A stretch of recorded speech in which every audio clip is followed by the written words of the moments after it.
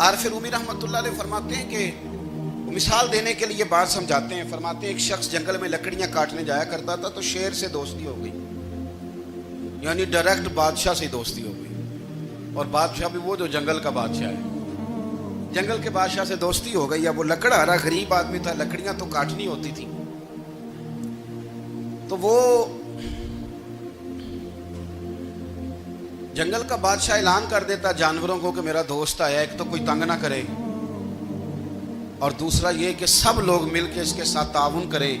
کبھی کوئی جانور لکڑیاں اکٹھی کراتا, کبھی کوئی اپنی پشت پہ گدھا, بیل, گھوڑا, خچر رکھ کے وہ لکڑیاں باہر چھوڑنے آتا. تو اب اس کی بڑی دھوم مچ گئی جنگل کے اندر. لکڑہارا مزدور تھا, وہ بادشاہ سے دوستی کر کے بادشاہ ہی بن گیا.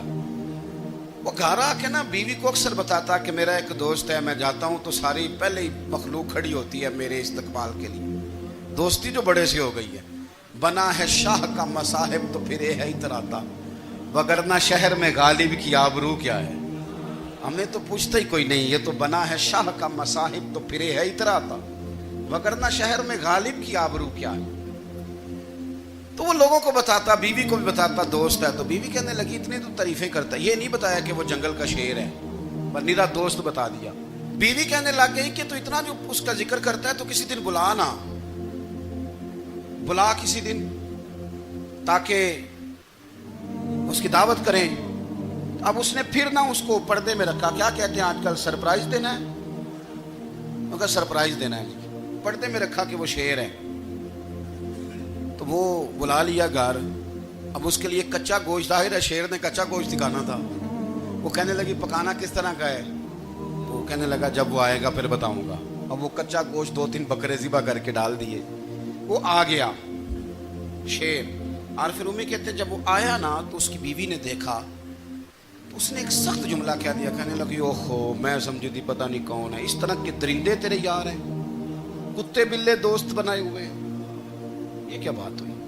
خیر وہ شیر نے سن لیا, گوشت کھایا, وہ چلا گیا. اگلے دن لکڑہارا لکڑیاں کاٹنے گیا تو شیر نے ملاقات کرتے ہی لکڑہارے سے کہا کہ یہ نا کلاڑی اٹھا اور میری پشت پہ نا ایک زخم کر دے. اس نے کہا نہیں میں یہ کام نہیں کرتا, تو میرا دوست ہے. اس نے کہا سن بھائی, میں نے پیار سے کہا ہے تو مان جا, ورنہ میں ہوں شیر, میں نے تجھ سے منوا ہی لینا ہے, میں کو تکلیف دوں گا مناسب نہیں, دکار. اس نے کلاڑی اٹھائی اور اس کی پشت پہ ایک زور سے زخم لگا دیا, خون بہنے لگا. اس نے کہا تو نے آج کے بعد آنا ہے, لکڑیاں کاٹنی ہے, تجھے کوئی کچھ نہیں کہے گا, بس یہ ایک حکمت تھی جو میں نے کیا ہے. قصہ مختصر. وہ آتا رہا, لکڑیاں ملتی رہیں, خدمت بھی ہوتی رہی. 6-8 ماہ گزر گئے. ایک دن شیر اس سے کہنے لگا یہ میرے ذرا بال اٹھا کے دیکھ, وہ جو تو نے زخم لگایا تھا وہ کہاں پہ ہے. اس نے وہ بال اٹھا کے دیکھا تو زخم ملا ہی نہیں, کئی جگہ پہ ٹٹولا کا یار یہاں تھا, یہاں تھا, یہاں تھا. شیر نے پھر کیا کمال جملہ کہا. اس نے کہا کہ وہ جو کلاڑی کا زخم تو نے لگایا تھا نا وہ مکمل ہو گیا, لیکن تیری بیوی کا جو لہجہ تھا اور اس کی جو تلخی تھی وہ آج تک میرے ذہن میں موجود ہے, وہ ابھی بھی مجھے تکلیف دیتی ہے. وہ بات سوچتا ہوں مجھے اس نے درندہ کہا, اس نے میرے بارے میں اتنے کچے اور کمزور اور سخت جملے کہے, تو وہ بات مجھے بھولتی, وہ آج بھی میرے ذہن میں اسی طرح گونجتی ہے. تلخ جملے جو اس نے کہے اور خوفناک جو انداز اس نے اختیار کیا, وہ بات مجھے کبھی بھی بھولتی. تو آپ کے لفظ لوگوں کو بھول جاتے ہیں پر لہجہ یاد رہتا ہے اگر ہم اپنے لہجے پر تھوڑی توجہ ہی کر لیں.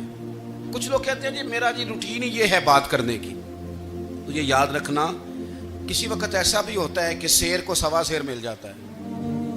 پھر ایسا نہ ہو کہ آپ کی تلخی کی جواب میں کوئی اس طرح کی تلخی ہو کہ پھر آپ اس کو کبھی بھلا نہ سکیں. ہمارے ہاں نا یہ دور تیزیاں دکھانے کا دور ہے.